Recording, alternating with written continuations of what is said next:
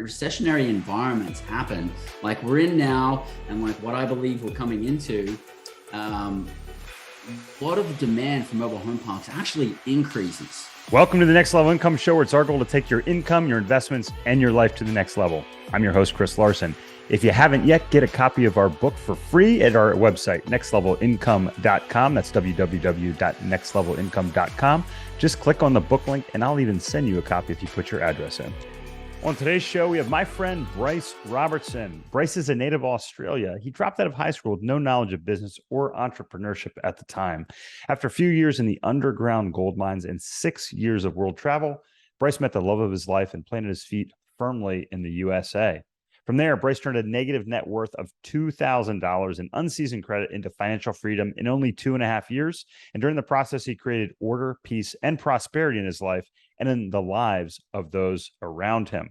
Bryce currently is host to a life-altering 2-day live and virtual financial freedom mastery course, where participants create their own fully customized financial freedom action plan in order to create financial freedom in their lives as soon as possible. And he's going to discuss that, as well as dive deep into the mobile home park space in today's episode.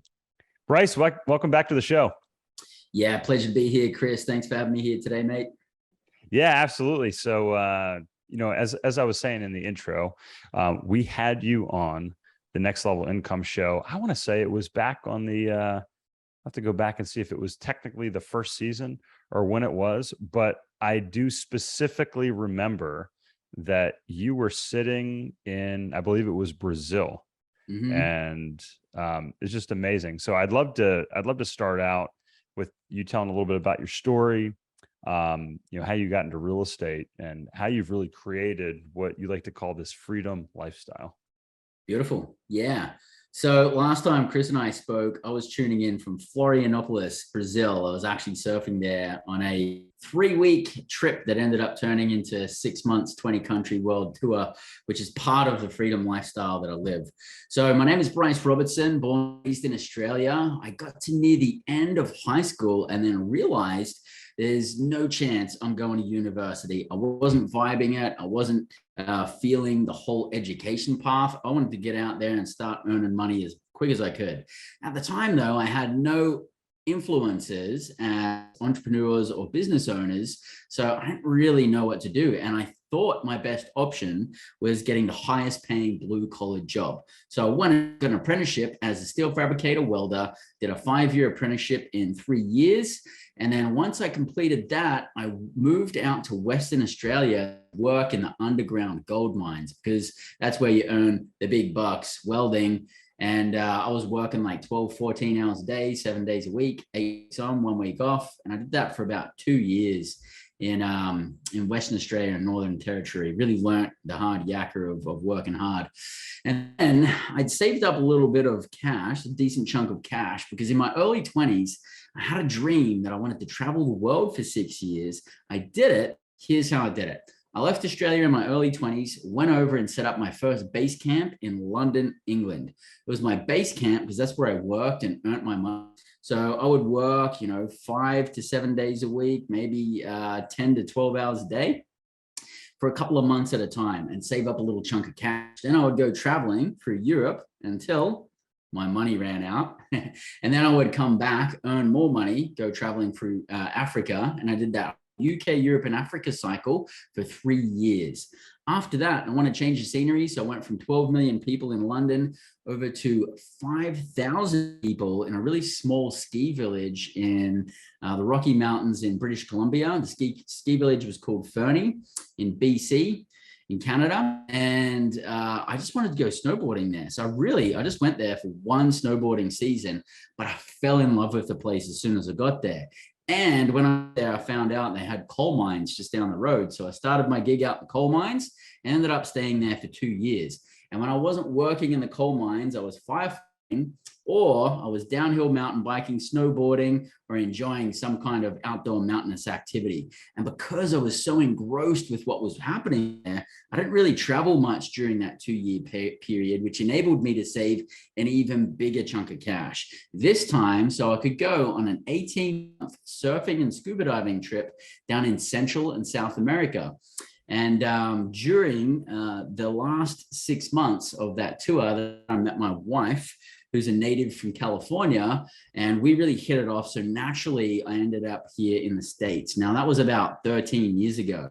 And when I ended up here in the States, my wife and I made an agreement with each other. We wanted to recreate this type of freedom lifestyle, except this time, number one, we wanted to do it without our money running out. Number two, we wanted our money to actually grow while we're traveling and having fun and living free.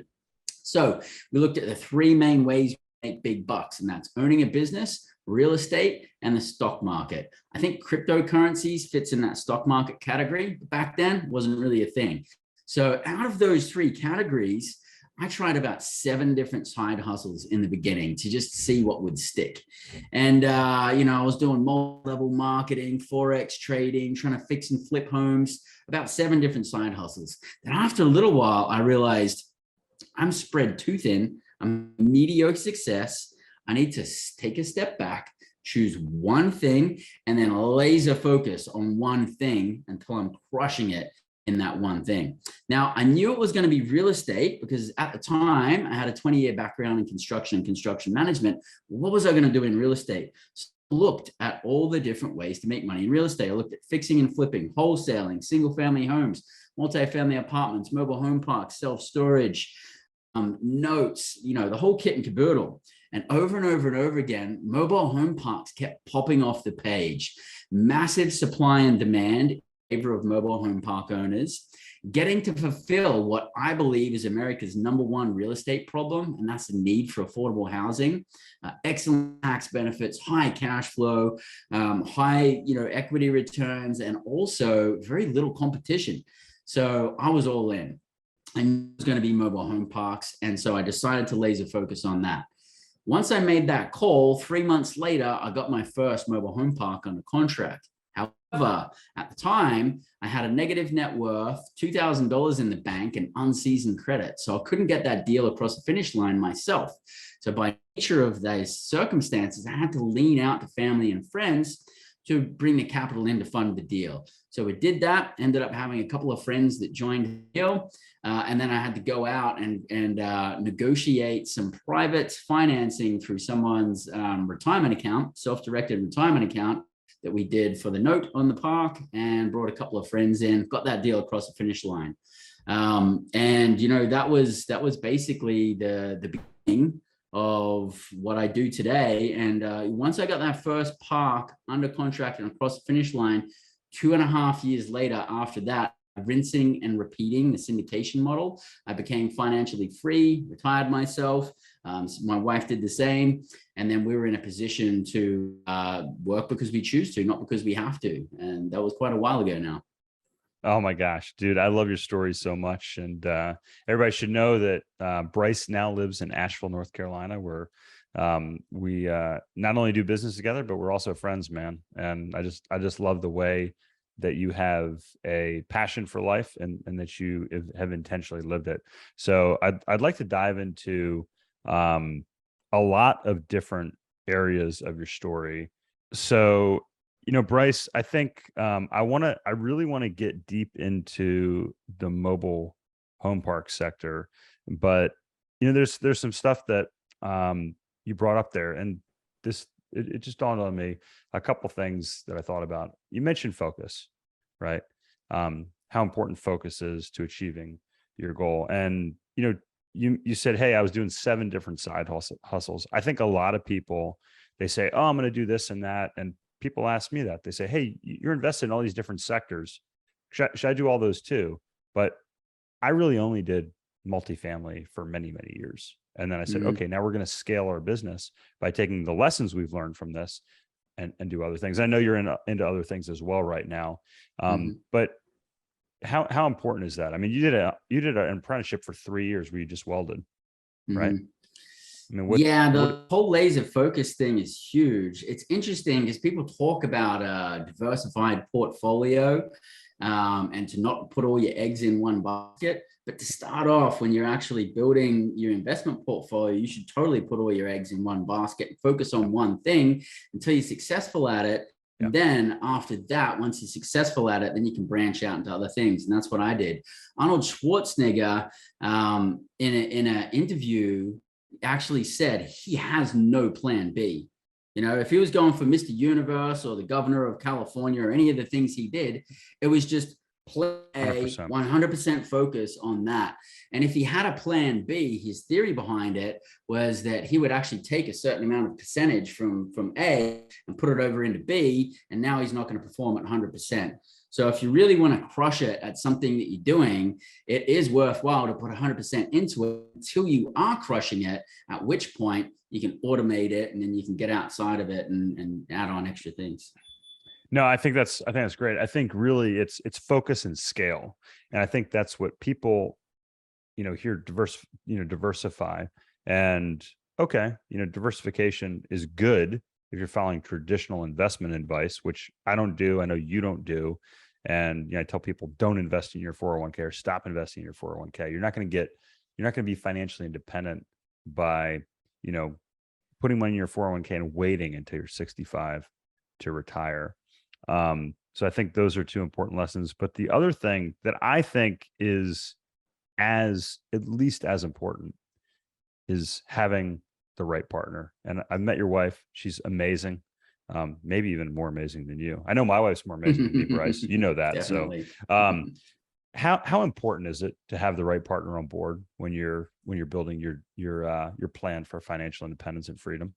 Yeah, it's huge. Like I started off with the goal of making money, and then I realized really essentially I was on a path of self-development. That's what it's been the whole time. Yeah. And on my path to self-development, I've gone to tons and tons of trainings and tons of seminars and events, and my wife has been there for almost the entire time. The interesting thing is when I go to most of these events, like the vast majority of people in the room are there by themselves, and either their partner doesn't understand why they're into what they're into and what they're getting into, or they don't want to be part of it. And I don't know. I can't speak for what it's like to be in their shoes. My wife was with me the whole time. So now any decisions that I make or anything like that, she fully understands because she understands the context behind it. Yeah. And we were in a flow. And like right now, I mean, she doesn't really have any part of decision-making in what I'm doing. But in the beginning, we were making these like financial decisions together, and to have someone like on the team with the right mindset is being huge. And I couldn't even imagine what it's like to actually have somebody that I'm consistently trying to educate or convince. There's a lot to this stuff. So like to have that like power couple setup, I think is super powerful. It's amazing. And, it's a double-edged sword. It actually comes with accountability too, because once we've gone through some kind of training together and we know that we need to be at this level, if I'm down here and I know that I should be here, she's going to call out on it. She's going to be like, hey, I know you're not like living up to it. So, and I welcome that. And that's a good thing. I know you do. And I've had some conversations with your wife, and she's held me accountable even in brief conversations for different things. But no, I think it's so important. And I think it's one of those things that we don't talk about enough. And I think it might've been Robert Kiyosaki who said, hey, you can marry somebody that's rich or poor just as easily. And I thought, well, it's kind of shallow when I first heard it, but at the same time, it's a mental state. And if you're going to build a relationship with somebody, and Jim Rohn says you're the average of the 5 people you spend your most time with, right? Well, who do you spend more time with than your partners, your business partners, your spouse, your romantic partner, right? Like it's so important to be on the same page. And I think you made a good point. Like you don't have to do everything together. You don't have to make every decision together, but I think you have to have the right base. You have to have the right foundation where you say, hey, do we agree on these principles that we're going to follow in our lifestyle and our financial decisions, with our friends and those sorts of things. And that makes everything easier. And, you can make a decision as long as you know that she supports you, then you can go full force with that, right? And the interesting thing is we were laughing about this the other day because we've been married for over 11 years now, and we've had our ups and downs and challenges and all of this. But one thing that's been consistent throughout is our financial decision-making. and like making money, even through thick and thin. That's been like perfect between us the entire time. So it's something we really connect on. I think that's huge. I mean, it's one of the biggest reasons why people get divorced. It's a big stressor. So yeah, so I think those are two. I mean, we haven't spent a lot of time on this podcast talking about that, but focus and the importance of having the right partner along the way, like a true partner, right? Your romantic partner is so important. So again, I love mobile home parks, and this podcast is airing. We have a lot of financial uncertainty. And people, like, I got asked a question by an investor today, Bryce. They said, well, I know, okay, you've gone over your plan, you've gone over your strategy, but, we have a lot of uncertainties in the market today. How do you prepare for that? How do you, make a plan so that you can avoid the downfalls of this? And I'd love for you to talk a little bit about the resiliency of mobile home parks, because a lot of people hear mobile home parks, and you mentioned it's like one of the, if not the most affordable housing option that's out there. But a lot of people hear mobile home parks and think, nah, I don't like that. Like, I don't want that as an option, right, in my neighborhood. But let's talk about some of the benefits and some of the problems that they actually solve. Yeah, so, arguably wherever you get information from, about a third, 20% to 30% of America needs affordable housing. There's varying data all over the place. It's a lot of people. Only 44,000 mobile home parks nationwide. So to put this into context, if I was a multifamily apartment operator, I would choose one MSA and I would laser focus on that, and I would just excel in that MSA. With mobile home parks, there's not enough mobile home parks in each MSA for us to do that. So instead of us choosing an MSA, we pick a region. For us, we prefer the Southeast. We're also in the Midwest. We used to be in the West, but Southeast is our favorite market. And we have to say the whole Southeast because there's only 44,000 mobile home parks nationwide.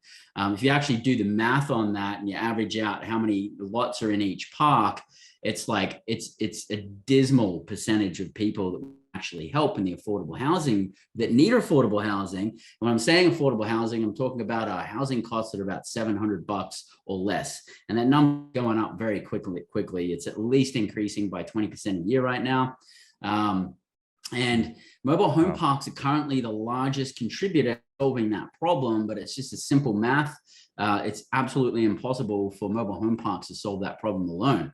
But it puts us in a really, really interesting place, because when recessionary environments happen, like we're in now, and like what I believe we're coming into, a lot of demand for mobile home parks actually increases. Okay, real life example. Wait, hang on a second. So demand for mobile home parks increases during recessionary times. Yes, for like tenants to be housed in mobile home parks. Yeah. Real life example is pre-COVID, we would have, I don't know, maybe like 5-10 people at each park that are pre-qualified and pre-screened, ready for a home, waiting for our next available home. Yeah. Right now at some of our parks, we've got almost 80 at one singular park. So basically 10 times higher than it was. 10 times higher. That's and like incredible. We literally cannot keep up with the demand. Because what happens is when inflation's going up and prices are going up and everything's changing, people need to downsize in like how much they're spending. And a lot of that happens to downsize in housing. So then we'll have like people from single family homes go into apartments, people from A class down to B class, people from B down to C. Usually people from C, if they were going to go down, they'd go to a mobile home park before they'd go to a D apartments, because you still get your own land and your own backyard and all that kind of stuff. So all of that compression that happens up top here gets pushed and squashes everybody down to the bottom. And the only bottom holding placeholder is mobile home parks. At this point, I think that creates an amazing opportunity for people to be creative on how they can solve the affordable housing problem. And I think whoever contributes to that in a big way in the next 5 to 10 years is going to be someone, a very wealthy person. But mobile home parks are in a unique position, because while the demand is increasing through a recession, we are also working against a decreasing a decline in inventory that's available, because more than 1% of mobile home parks are actually being closed down each year that are never opening up again, because cities are more inclined to close mobile home park down than to allow new mobile home parks to get built. So because of that, we have at least a 1% decline. And if you kind of math on that, and as time's going on, more and more demand is coming to the mobile home park space because there's less and less parks available. Yeah. So that's a unique environment. Well, how do we get around what's actually happening in today's economy? And that's where we really, this is our kind of specialty. And I don't see any other mobile home park owner operators or even other operators and other asset classes doing what we're doing to the severity that we're doing it, to be able to navigate through these recessionary environments. So what I'm about to talk about is our underwriting criteria, our assumption we bring to the table, that when we say we're projecting these returns for the next 5 years to our investors, they are based off these assumptions that we believe are going to happen in the next 5 years. That's what I'm talking about. One of these is interest rates. So if we're going to do a refinance, if we close on a property today and we do a refinance anywhere between 12 to 36 months from now, then we need to increase the amount of interest rates for that loan so that we can mitigate for any interest rate hikes between now and then. And so we're adding anywhere between 2 to 3% to the current financing interest rate, so that we've got enough padding in there for a 12 to 36 month refinance.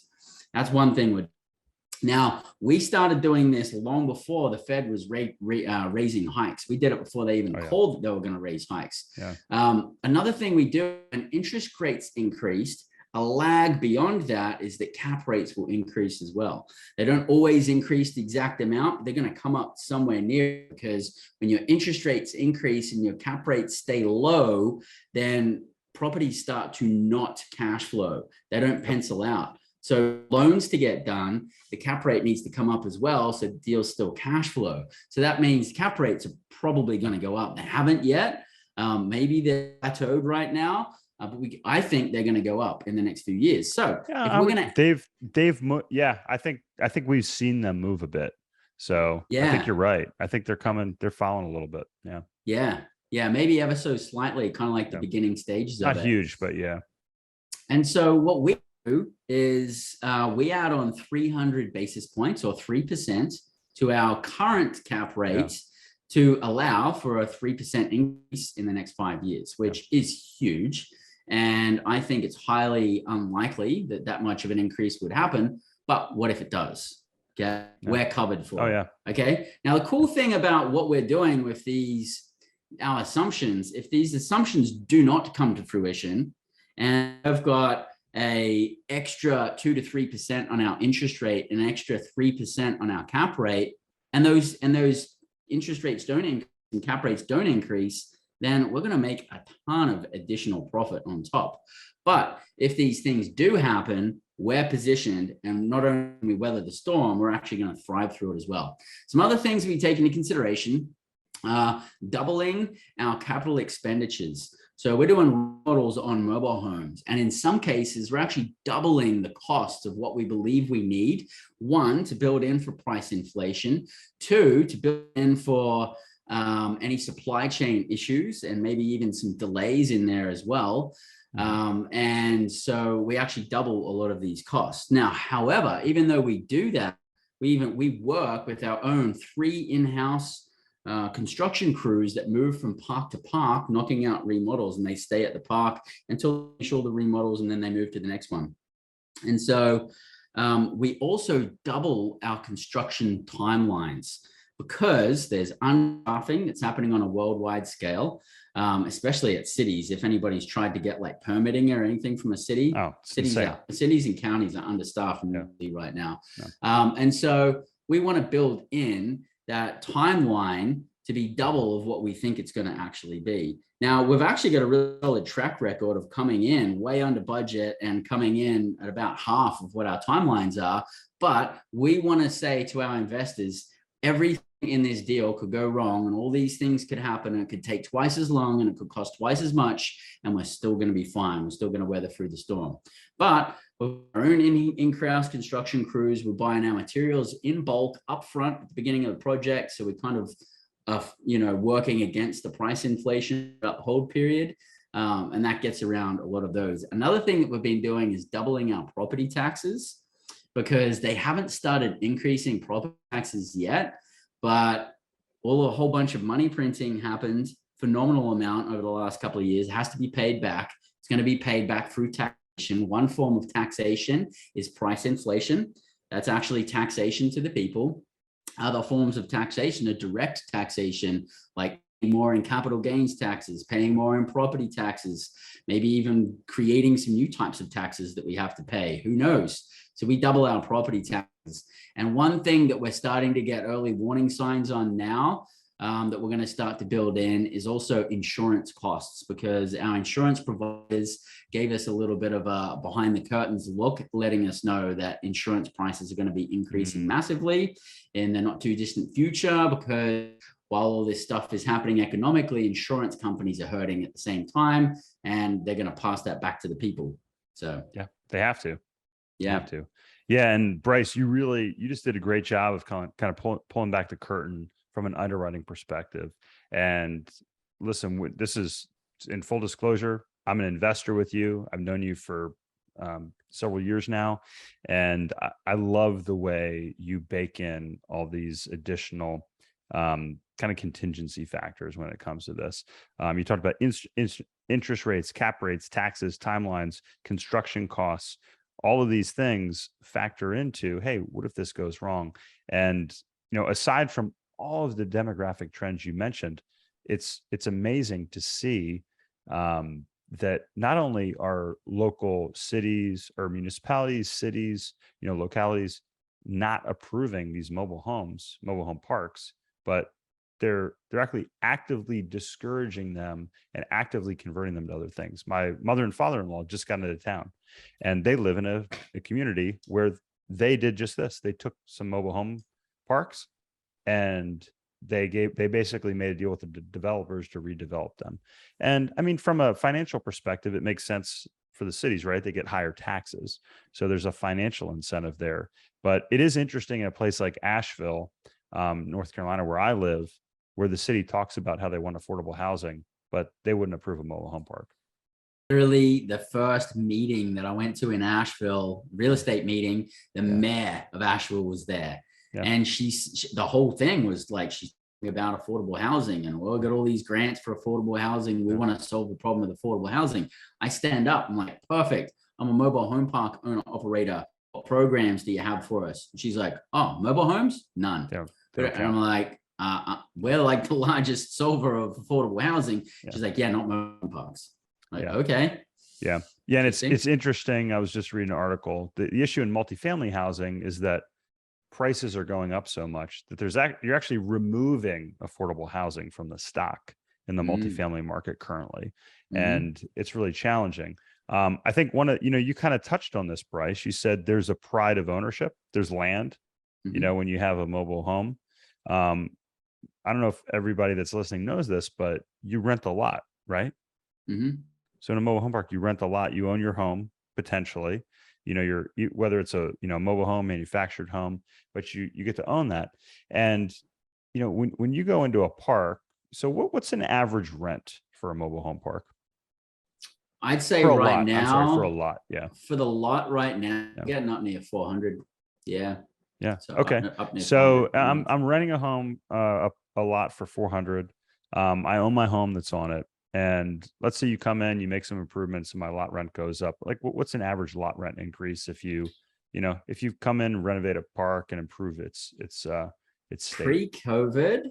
And I'm glad you brought this up because this is part of our underwriting too. Pre-COVID, we were raising about 5% a year. Okay. All right. So we're talking about $20. Now we're doing 20% all day long because things are raising so quickly. Okay. So I'm paying 400 now. I'm paying 450. So if I want to move my home from a mobile home park, because it goes from 400 to 450 a month, what does that look like? You're looking at a minimum of $5,000 to move your home, transport it to the next place, get it set up, put the skirting on, steps, and all of that kind of stuff. Minimum of $5,000.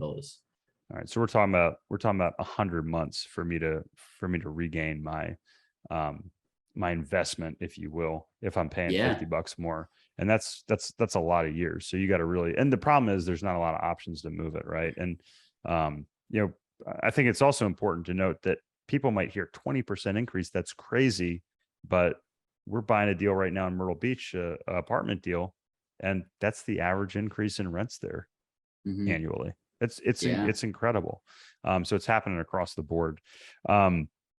So Bryce, aside from mobile home parks, you mentioned some stuff in the beginning of the the podcast here. What other asset classes are you a fan of during times like we're in right now, where we have economic uncertainty? Depending on who you ask, if you ask the government, they'd say, well, technically we aren't in a recession, Bryce. But anybody that pays attention knows what's going on. What other asset classes are you a fan of right now? So self-storage, and we just naturally have self-storage as part of mobile home parks, because when we buy a mobile home park, a lot of the time self-storage will come with it. In those people are downsizing and moving from place to place. They got to temporarily put their stuff somewhere. Temporarily turns into permanently very quickly. So self-storage is definitely very good. Cold storage, meaning refrigerated self-storage, is also like very exciting to us. Car wash investments, very exciting through this period. It's a very, very untapped market. You know that. I know you're heavily involved in that space. Just bought one last week here locally. So yeah, congratulations, man. That's awesome. Thanks. That's really cool. And I'm also a fan of Bitcoin. So I'm heavily involved with Bitcoin mining. I also am bring to the table Bitcoin teller machines with America's #1 BTM operator. Like ATMs, is that right? Like ATMs for Bitcoin. Yeah. Why? Okay. So there's probably a lot of people in the audience that are listening to that and saying, like, why would you need an ATM for Bitcoin? I am going to defer the answering that question probably until next time we speak, because I need to receive a lot more information from operating partners on that. But the long and the short is, it's a way to actually be able to make cryptocurrency transactions through a machine if you don't have access to computers, and it's a way to be involved in the space. Okay. And so you may have noticed some Bitcoin teller machines going up in different places. I've been traveling across the States, and I'm noticing in the middle of nowhere gas stations, they're starting to get these Bitcoin teller machines. So we're going to see a major increase in that. And also with where I believe our governments are heading on, kind of like on a worldwide scale, they're trying to make these central bank currencies. So then, those kinds of machines, I think, are going to be used a lot more in those scenarios. So I think there's going to be a lot of uses for BTS. Yeah, listen, you can't deny that Bitcoin is being adopted around the world. And if you look at the traditional technology S curve that happens, we're still really early in that S curve. I think it was Peter Thiel in Miami who I heard speak at the Bitcoin conference down there in May of this year, May of 2022. He said, in his opinion, today, the risk to reward of Bitcoin is even better than it's ever been, because you have the adoption, the prices dipped here. So if you're listening to this episode in October of 2022, prices have been down. So I think that's certainly an area that I've been very interested in here over the past 2 years. And I certainly think it's an area that is worth investing your time in. Bryce, you've written a couple of books, you have courses. Tell us about the books you have out there, your courses, how best we can find you and get in touch with you if we want to learn more about what you're doing. Sure. Yeah. So 10,000 Miles to the American Dream. I'm actually a co-author. There's 8 of us. We're 8 Australians that met over here in the States. And we all have 8 different stories of how we came from Australia, landed here in the States, and became financially free through US real estate. We had 8 different ways of achieving it. So we share our stories through that book, 10,000 Miles to the American Dream. I started off teaching mobile home park investing. I've got a variety of 1-day, 2-day courses, teach the whole kit and caboodle on mobile home parks. Also, I teach capital raising as well. So I've got varied courses there. The main thing that people have been reaching out is over the last 12 months, people who have been following me for a long time, who have never really been super interested in financial freedom, all of a sudden are like, hey, Bryce, that financial freedom thing you've been talking about, I want in. I need to learn. It's time. With all this stuff that's going on, I think it's important.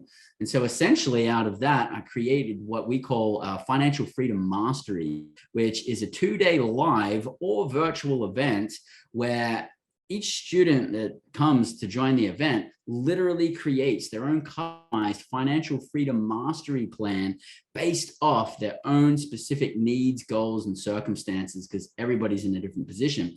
And so we basically spend 2 days walking through 14 different freedom exercises where they're literally putting that plan together and then walking out with an actual plan of financial freedom. I love that. And I mean, you're not going to get this. I've been to this, Bryce. I know what you get if you're listening. You're not going to get this from a financial advisor. They're going to say, hey, put your money in the stock market, take it out at 3, 4, or 5% a year. Hope you don't run out of money. But you teach something different. What's an attendee going to learn that they're not going to hear from their local financial advisor? Well, first off, we're actually literally going to go through a reprogramming of our audio, visual, and kinesthetic programming to reset ourselves for financial success, because a lot of us have been programmed with a negative financial mindset. We're going to pull out those weeds and we're going to put new seeds in there. And then after that, we're going to spend a good while literally teaching you what the schools haven't been teaching you about making money, financial freedom, independence, because our school systems are created to make employees. They're not created to make entrepreneurs and investors and free people, because if people were in that position, society wouldn't need them. And so they teach people to be a cog in the wheel at school. That's why I've spent hundreds of thousands of dollars and millions on actual direct education outside of school, and millions of dollars of risk that I've put up to actually prove these things that I teach at Financial Freedom Mastery, because they really, really work. And the interesting thing about this is what I'm going to teach and what I'm going to unfold is not these kind of like super out there, crazy, complex things that we can't wrap our head around. It's literally within 3 feet of our reach. And we just didn't know it was all there. And we didn't know that's how the money game worked. We didn't know how that's the investment game worked. And no one taught us how to actually do this. So we're going to go over that. We're going to take a deep dive on that. And then after that, we uncover about 20 different asset classes we either are directly involved in right now, or we've got our finger on the pulse to get involved in the next coming years. I love it. Yeah. As Klaus Schwab of the World Economic Forum says, he wants you to comply, which is what they try to teach you in school. So, and I know, Bryce, you don't comply. So, what's the best way? I know you have one coming up here, just in a couple weeks. What's the best way if people want to sign up for that? Best way is go to freedomtrinity.com. That'll be the best freedomtrinity.com. Beautiful. And we'll have that in the show notes as well. Bryce, it's always good to talk to you, my friend. Thank you for sharing all this with our audience today. And please check out Bryce's website. Again, that is, I'm sorry, I don't know if you shared that yet. investcultivate.com, and cultivate is spelled with an 8. So it's invest, CULTIV, the number 8.com. Awesome. Thank you, buddy. Have a great day and look forward to seeing you at your Freedom Mastery course here soon. It's been a pleasure. Thanks, Chris. Hey, Chris here again. I hope you found this episode valuable. Now, I have one more thing to gift you. We have a page for my coaching clients where you can get a free copy of my book, as well as much more from previous guests on the show. Just check out nextlevelincome.com/coaching to get a free copy of my book, audiobook, and much more. I'll send you a copy of my book and cover all the shipping costs as a thank you for listening to the podcast. Also, please like, share, and take just 90 seconds to give us a rating on Apple Podcasts.